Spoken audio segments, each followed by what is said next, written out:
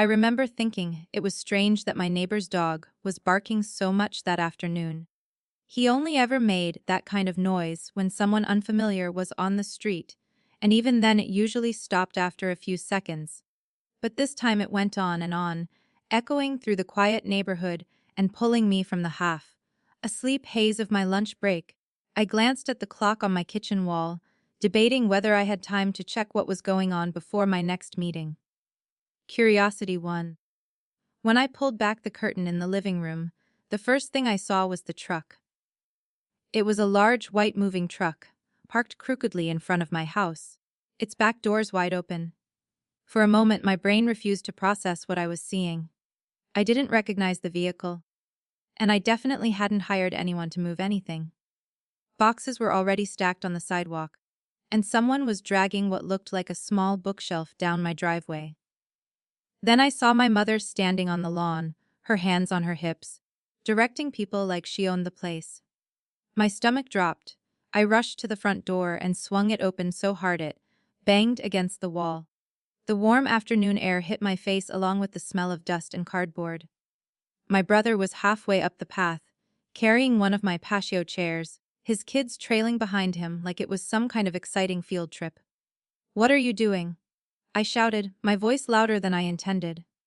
Everyone froze. My brother stopped mid-step, his youngest daughter clutching his shirt. My mom turned slowly, her expression shifting from irritation to something that looked almost like pity. "Oh, you're home already," she said, as if she had expected me to be gone for hours. My dad was near the truck, pretending to organize boxes, but I saw him glance at me and then quickly look away. That small, guilty movement made something cold settle in my chest.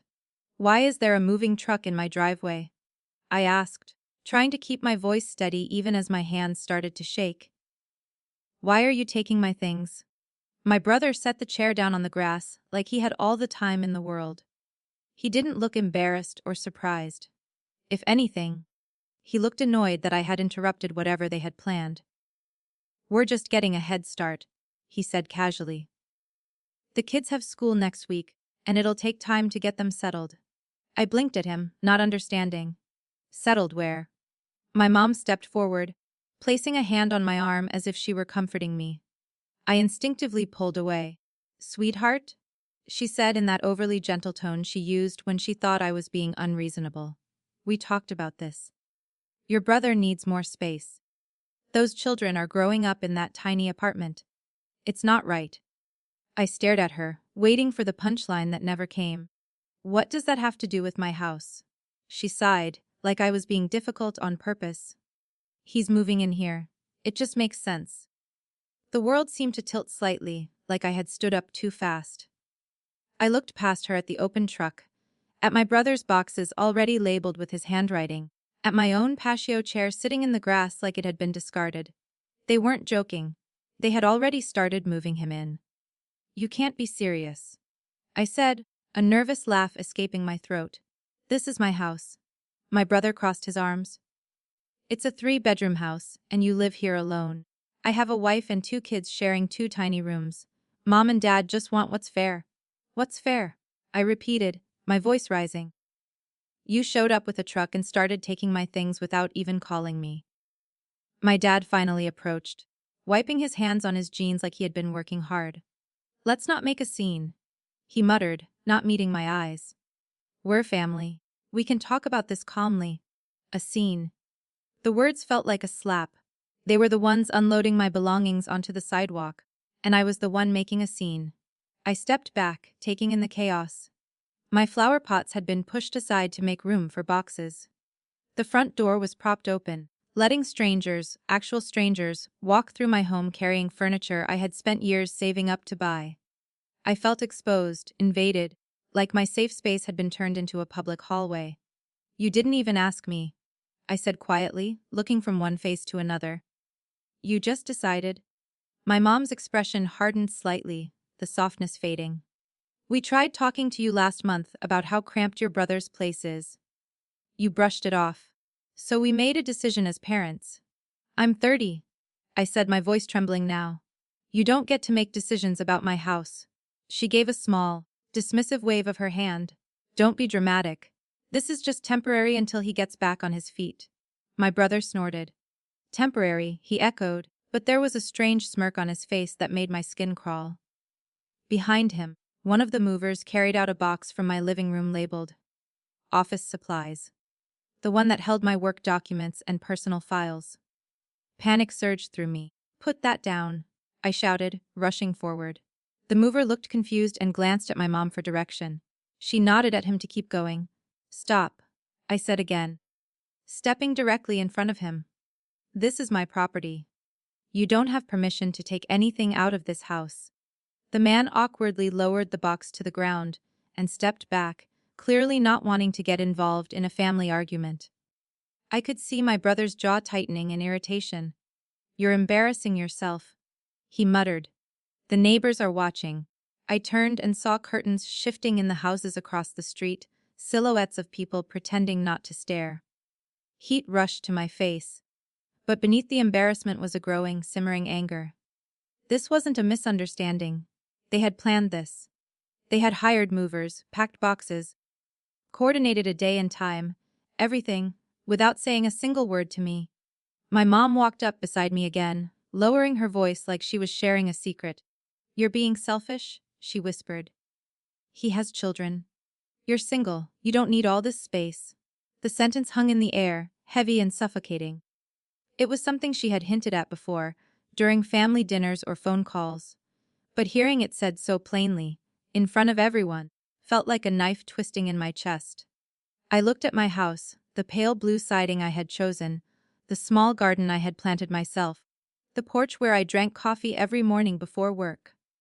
Every inch of it represented years of working overtime, skipping vacations, saying no to things I wanted so I could afford the down payment.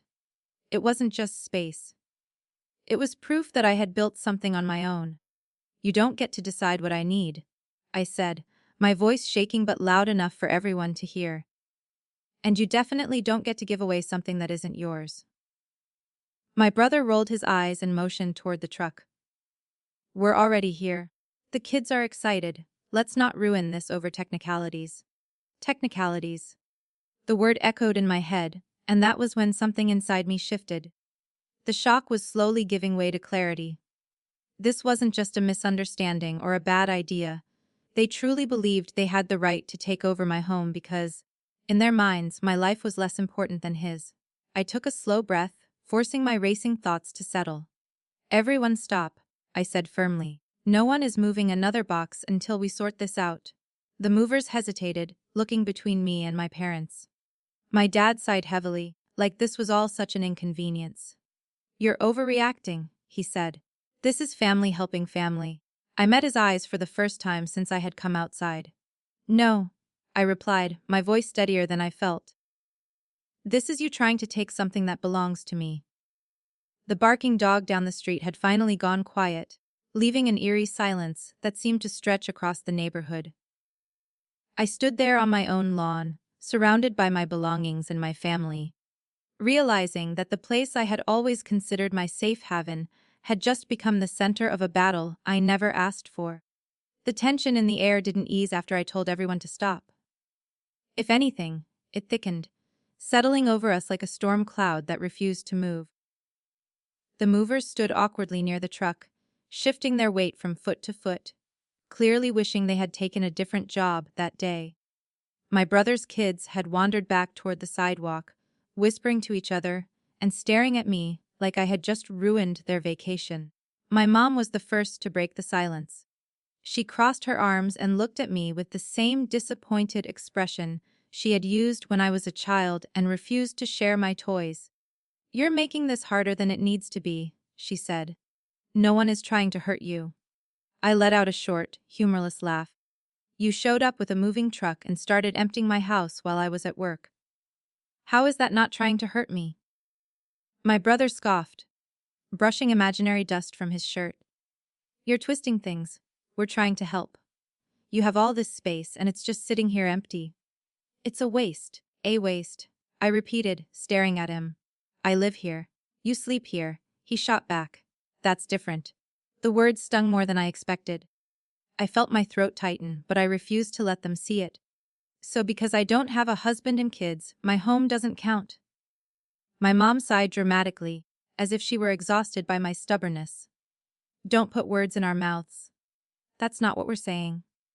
It's exactly what you're saying, I replied. You said I don't need the space because I'm single. She didn't deny it. Instead, she lifted her chin slightly and said, Your brother has responsibilities you don't understand. He has mouths to feed, school fees, rent. You've always had it easier. Easier.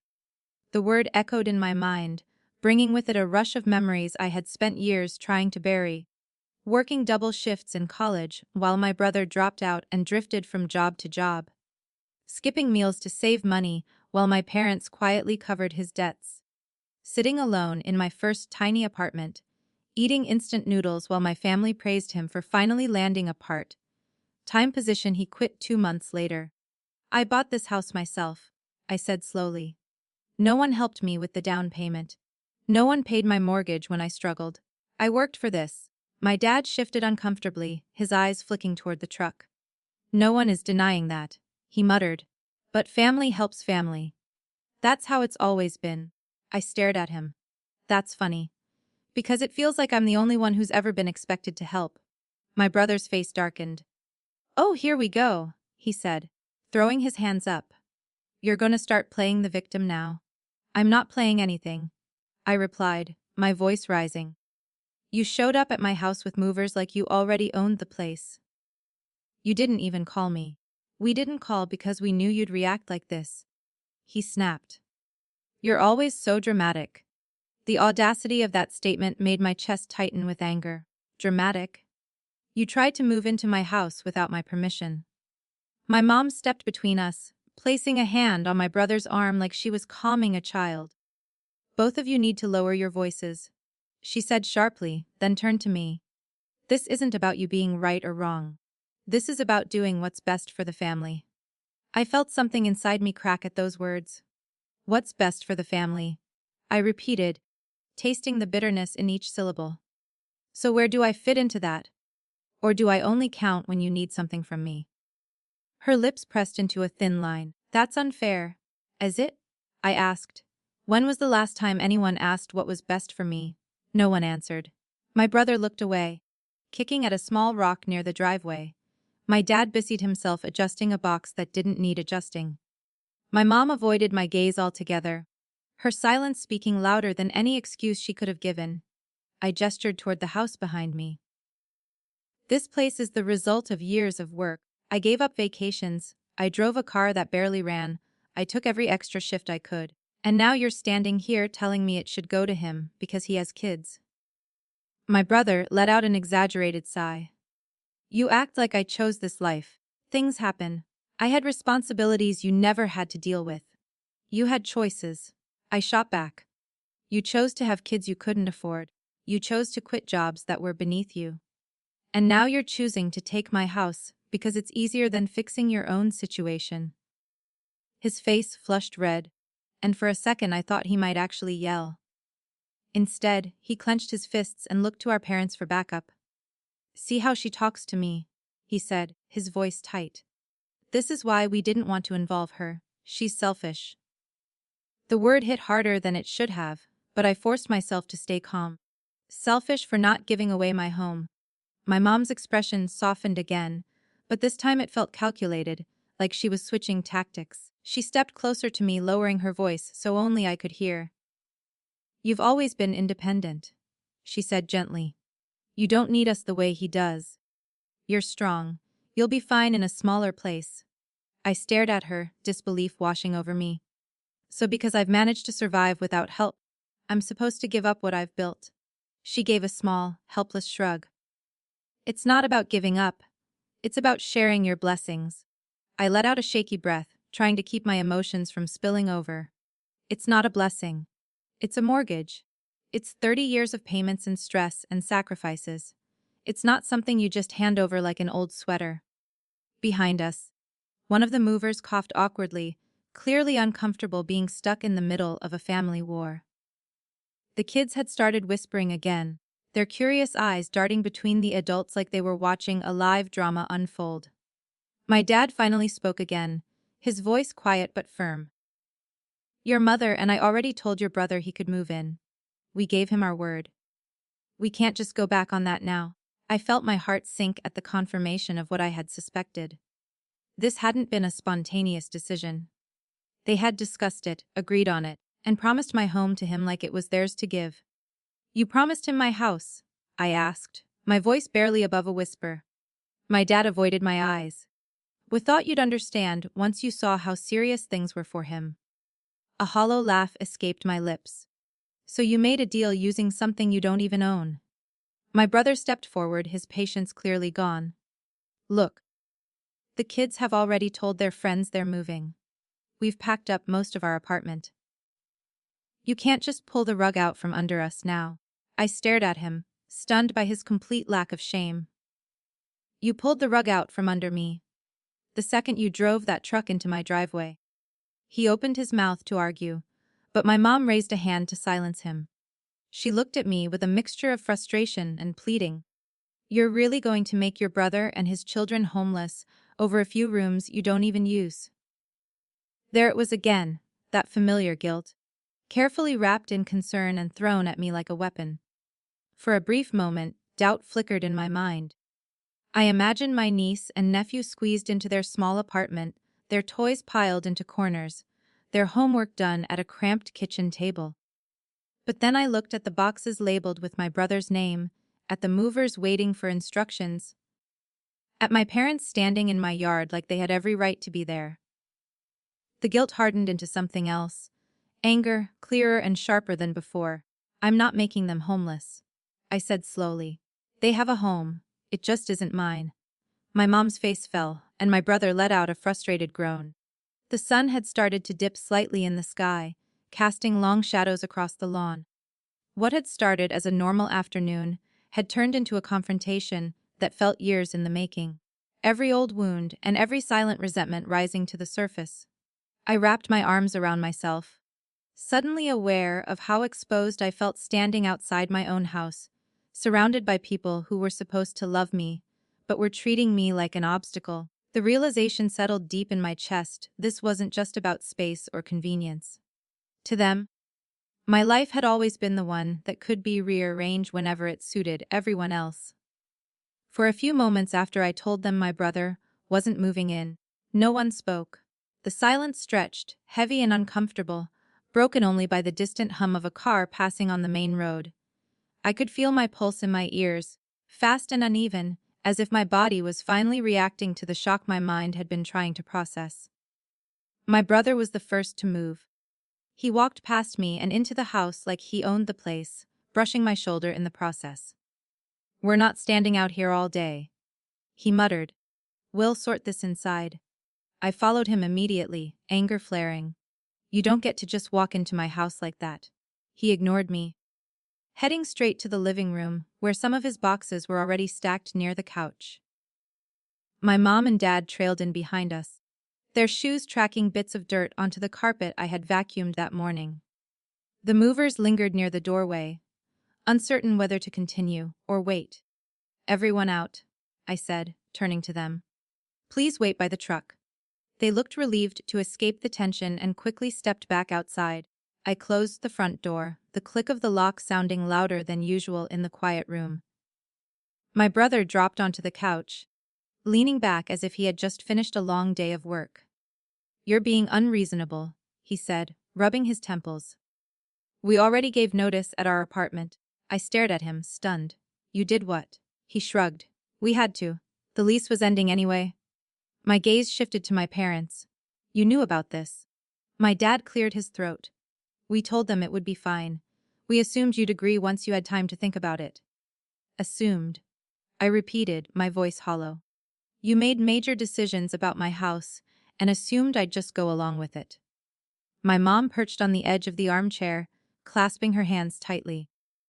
You always say you hate living alone. We thought this would be good for you too. The house would feel more alive with children around. I almost laughed at the absurdity of it. So you were solving my loneliness and his housing problem at the same time? How generous. Her lips pressed together, and she looked away. I took a deep breath, trying to keep my emotions from spiraling out of control.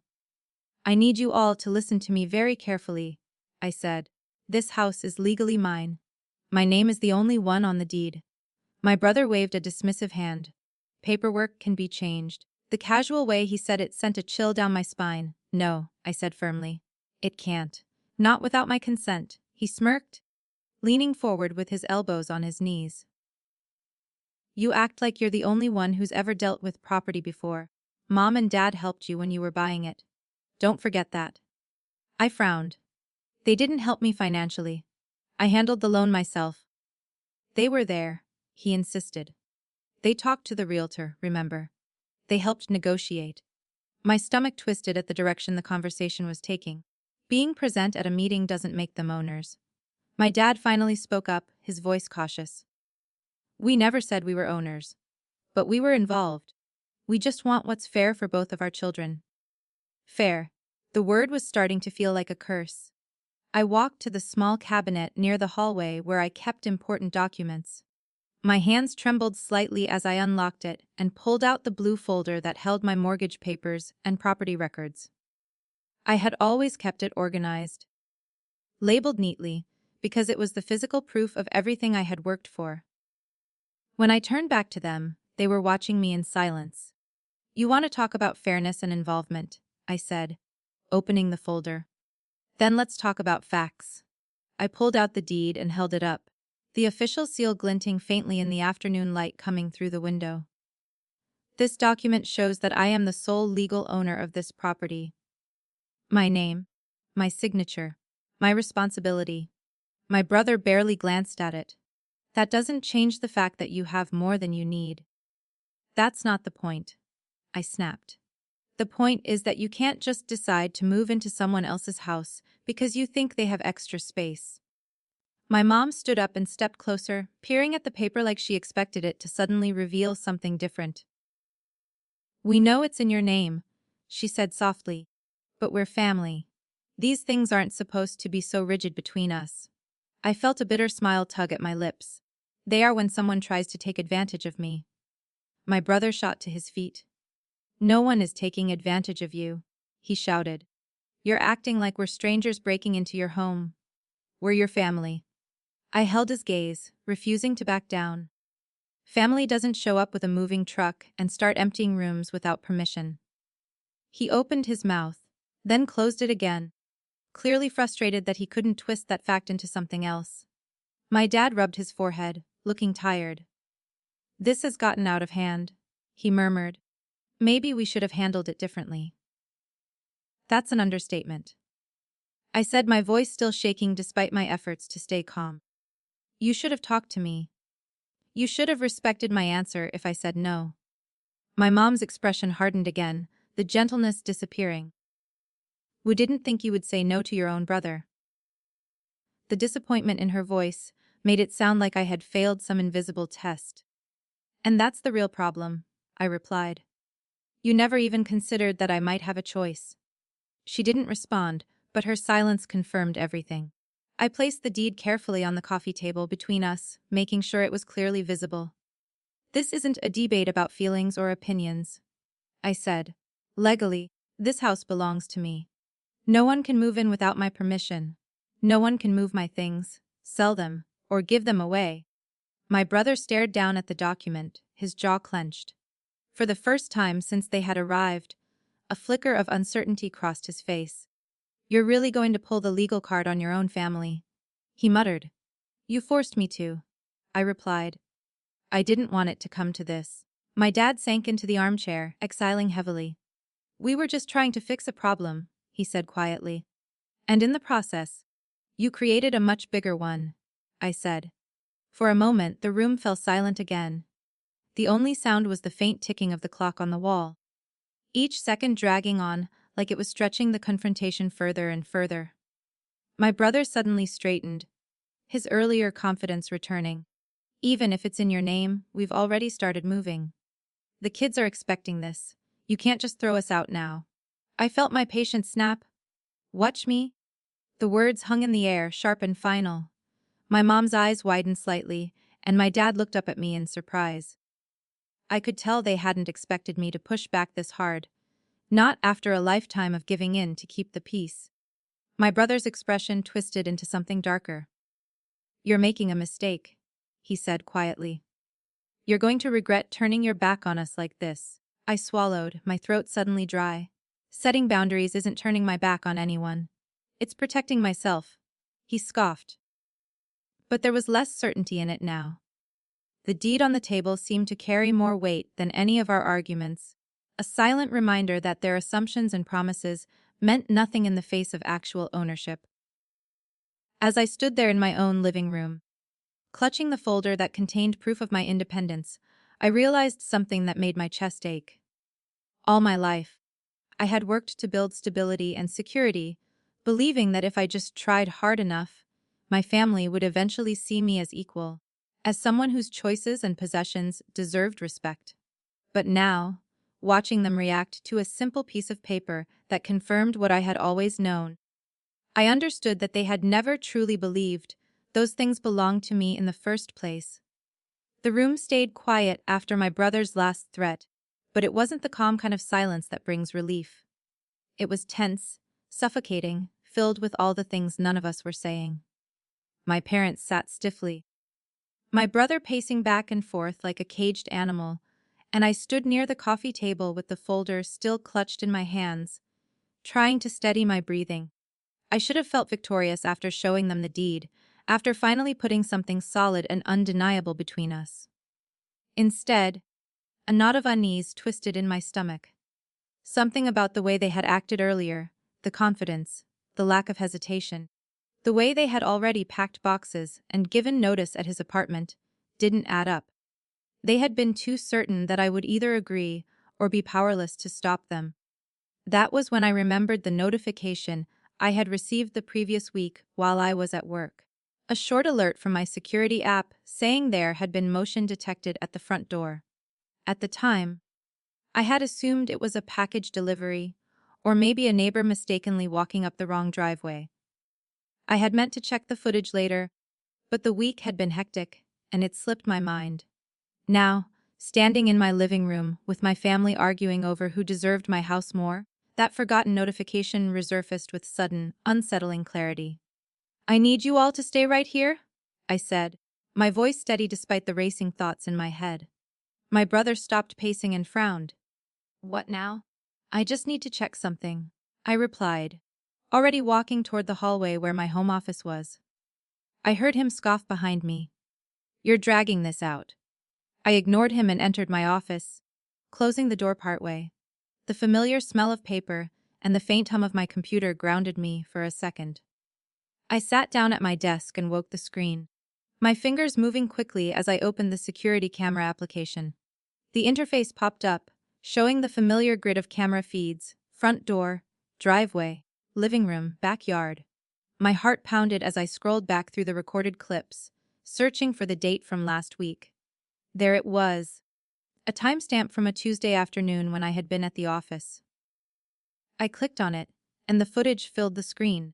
The video showed my driveway in bright midday sunlight. A car pulled up, my parents' car.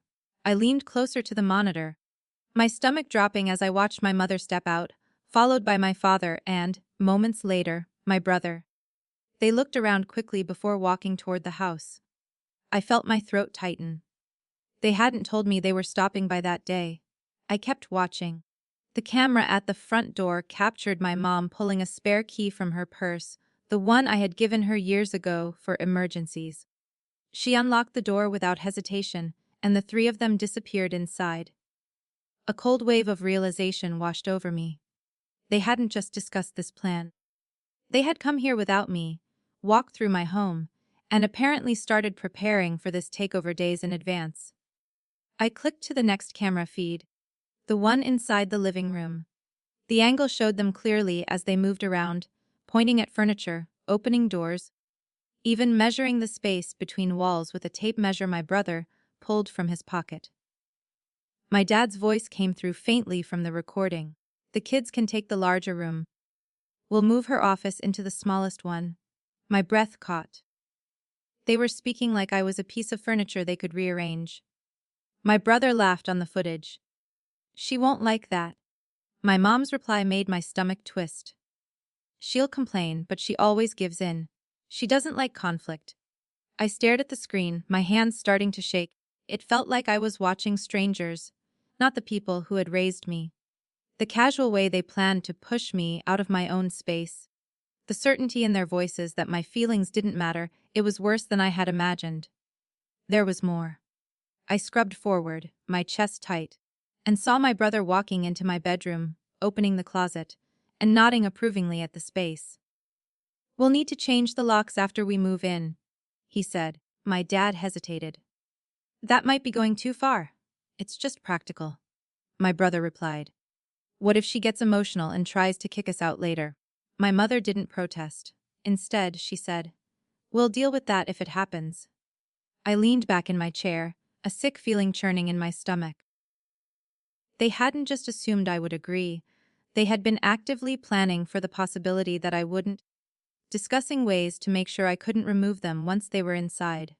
For a moment, I just sat there, staring at the paused image of them standing in my living room from days ago, talking about taking over my life like it was a minor inconvenience. The hurt that had been simmering all afternoon suddenly flared into something sharper, something colder. I took a screenshot of the footage, then another, saving the clips to my desktop. My fingers felt numb, but my mind was strangely clear. This wasn't just a family disagreement anymore. This was evidence. I stood up, opened the office door fully, and walked back into the living room. My parents and brother looked up as I entered, their expressions a mixture of impatience and annoyance. "What were you doing?" my brother asked. "We don't have all day." I didn't answer him. Instead, I walked over to the television mounted on the wall and picked up the remote. My hands were steady now, the earlier tremors replaced by a quiet resolve I hadn't felt before. "I think you should all watch something," I said. My mom frowned. "What are you talking about?" I connected my computer to the TV with the HDMI cable I kept nearby for presentations and family movie nights. Within seconds, the security camera interface appeared on the large screen, the frozen frame of them, standing in my driveway staring back at us. My dad's face went pale almost immediately. "What is this?" he asked, though his voice sounded like he already knew. "This," I replied, "is footage from last Tuesday while I was at work."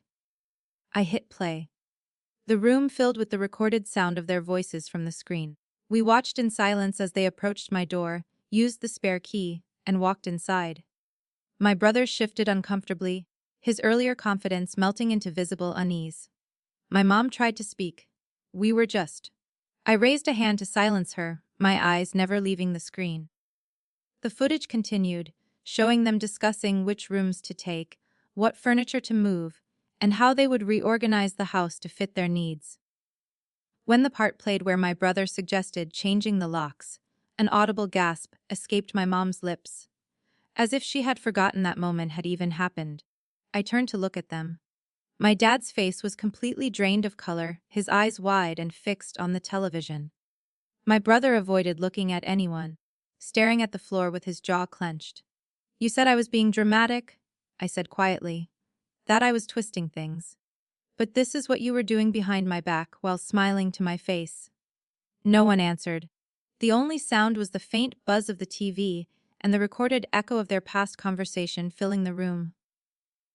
For the first time since they had arrived, they looked less like a united front and more like people caught doing something they couldn't explain away. The power dynamic had shifted so suddenly it almost made me dizzy. My dad finally spoke, his voice barely above a whisper. "You were watching us this whole time." I shook my head. "No, I forgot about it until today. But I'm glad I didn't delete the recordings." My brother's eyes snapped up to mine, anger flashing through his embarrassment.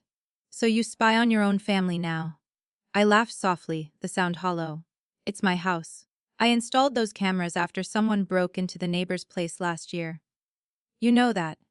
You just didn't think they'd matter." He didn't respond, but his silence spoke volumes. I paused the footage on the frame where he stood in my bedroom doorway, talking about changing the locks. The image of him frozen mid-sentence seemed to suck the air out of the room. "You didn't just assume I'd say yes," I said, my voice steady and cold. You planned for what to do if I said no. You were ready to lock me out of my own home. My dad sank deeper into his chair, his shoulders slumping as if the weight of what they had done was finally pressing down on him. My mom's eyes were glossy, her hands twisting together in her lap. In that moment, looking at their shocked, pale faces illuminated by the glow of the television, I felt something inside me shift permanently. The last bit of doubt I had carried, the small voice that wondered if I was overreacting or misunderstanding their intentions, finally went silent. The footage had done what my words never could. It showed the truth exactly as it was, without excuses, without manipulation, and without any way for them to pretend this had all been a simple misunderstanding. No one spoke after the footage ended. The television screen went dark when the video finished, leaving only our reflection staring back at us. Four people standing in the middle of a living room that suddenly felt unfamiliar to all of us. The silence wasn't just uncomfortable anymore. It was heavy with consequences, with the weight of things that couldn't be taken back. My brother was the first to move. He let out a sharp breath and ran a hand through his hair, pacing in tight circles like he had done earlier, but this time there was no arrogance in his posture. He looked cornered, like someone searching desperately for an exit that didn't exist. "You took this out of context," he said finally, his voice defensive but weaker than before. "We were just talking through options." I stared at him, exhausted. "You were talking about changing the locks on me." My mom wiped at her eyes, her voice trembling. "We didn't mean it like that. It was just words. People say things they don't really mean when they're stressed."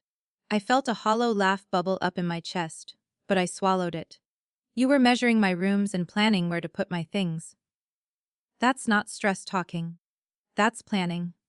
My dad looked older than I had ever seen him. The confident, authoritative man I grew up with seemed to shrink into the armchair, his shoulders hunched and his gaze fixed on the carpet. "We thought we were helping," he murmured. "We thought once everything was in motion, you'd see it was for the best." "For who?" I asked quietly. He didn't answer. I turned off the television and set the remote down with deliberate care. The click echoed in the room, and I realized that this was the moment where everything would either fall apart completely or finally be rebuilt with honesty. My hands were still shaking, but the fear that had filled me earlier had been replaced by a strange calm. "You all need to leave," I said. My brother stopped pacing. "You're kicking us out." "Yes," I replied. "This is my house, and you entered it without permission. You started moving things without permission. And you talked about locking me out. So yes, you need to leave." My mom stood up quickly, her face crumpling. "Don't do this. Let's just sit down and talk like a family." "We've been talking for hours," I said, my voice steady. "And every time I tried to explain my side, you dismissed it. The only reason you're listening now is because you saw the footage." My brother's jaw tightened. "You're overreacting. We're your family. You don't call the police on family, and you don't throw them out over a misunderstanding." I held his gaze. "This stopped being a misunderstanding the moment you used my spare key to enter my house while I was at work." The word spare key seemed to remind my mom of something. She slowly reached into her purse and pulled out the small metal key attached to the faded keychain I had given her years ago. Her hand trembled as she held it out to me. "I'm sorry," she whispered. "I shouldn't have used it without asking." I took the key from her, the cool metal pressing into my palm. For a second, memories flashed through my mind, giving it to her after I first moved in, telling her it was just in case something ever happened to me or if I locked myself out. Back then, it had felt like a symbol of trust. Now it felt like proof of how easily that trust had been broken. "Thank you," I said quietly, slipping the key into my pocket. My dad slowly pushed himself up from the chair. "We'll go," he said, his voice heavy. "But this doesn't have to end like this. You're still our daughter." The words should have comforted me, but they only made my chest ache. "Then you should have treated me like one instead of treating my house like something you could give away." My brother let out a frustrated groan and grabbed one of his boxes from near the couch. "Fine. If you want to be like this, we'll leave." but don't expect us to come running when you need help someday. I watched him carry the box toward the door, his footsteps loud against the hardwood floor. His kids, who had been hovering near the hallway, scrambled to follow him, their earlier excitement replaced by confusion and unease. My niece looked back at me once, her brows furrowed, like she couldn't understand why the fun-moving day had turned into something so tense. Outside, the movers quickly started loading the boxes back onto the truck. They avoided eye contact with me as they passed, clearly eager to be done with the job. I stood in the doorway, arms wrapped around myself, watching as my brother barked short, irritated instructions at them, his embarrassment turning into anger directed at the only people he could still control. My mom lingered on the porch, her eyes red and swollen. "You're really going to let this tear us apart?" she asked softly. I looked at her, really looked at her, and saw not just my mother, but a woman who had spent years prioritizing one child's comfort over another's boundaries. "I'm not the one who tried to take something that wasn't mine," I said. "You made that choice." She opened her mouth as if to argue, then closed it again. Without another word, she turned and walked toward the truck. My dad was the last to leave. He paused beside me, his gaze fixed on the driveway where the movers were securing the last of the boxes. "I never thought it would come to this," he said quietly. "Neither did I replied. He nodded once, a small, defeated motion, and followed the others to the car. The truck engine roared to life a moment later, and I watched as it slowly pulled away from the curb, carrying with it the chaos that had invaded my afternoon. When the street finally fell quiet again, the silence felt different from before. It wasn't suffocating anymore. It was empty, but in a way that felt like space, space to breathe, space to think, space to exist without someone else deciding what I should sacrifice next. I stepped back inside and closed the door, locking it carefully. The house looked like a storm had passed through, chairs out of place, a few boxes still stacked near the hallway, the faint smell of dust hanging in the air. But it was still mine. I walked slowly from room to room, straightening things, picking up the items that had been moved.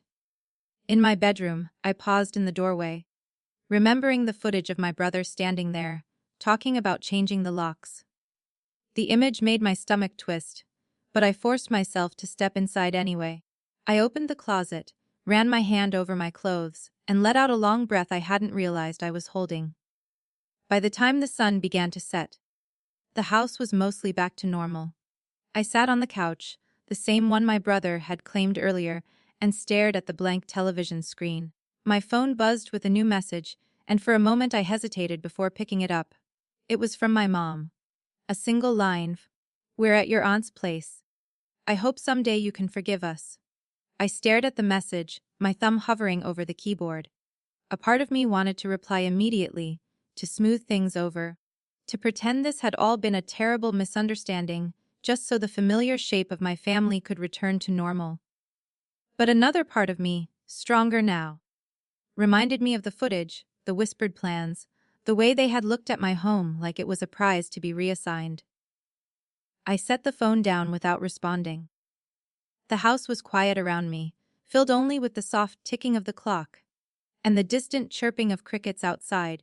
For the first time since I had bought this place, I truly understood what it meant to choose myself, not in small, private ways, but in a loud, irreversible decision that might cost me relationships I had once thought were unbreakable. It hurt more than I expected. My chest felt tight, and my eyes stung with unshed tears. But beneath the pain was a steady sense of certainty. I had protected something I had built with my own hands. I had drawn a line that should have been respected from the beginning. As the last light of day faded through the windows, I got up and checked each lock on the doors, something I had never felt the need to do before. When I finally returned to the living room, I curled up on the couch with a blanket, the quiet of the house settling around me like a fragile kind of peace. I didn't know what would happen next. Whether my family would try to mend things, whether they would hold on to their anger, or whether this would be the moment that permanently changed how we saw each other. But for the first time in a long while, the future felt like something I was allowed to shape myself, not something that would be decided for me in whispered conversations behind closed doors. And as I sat there in the dim light, surrounded by the home I had fought to keep, I realized that losing their approval was painful. But losing my sense of ownership over my own life would have been far worse.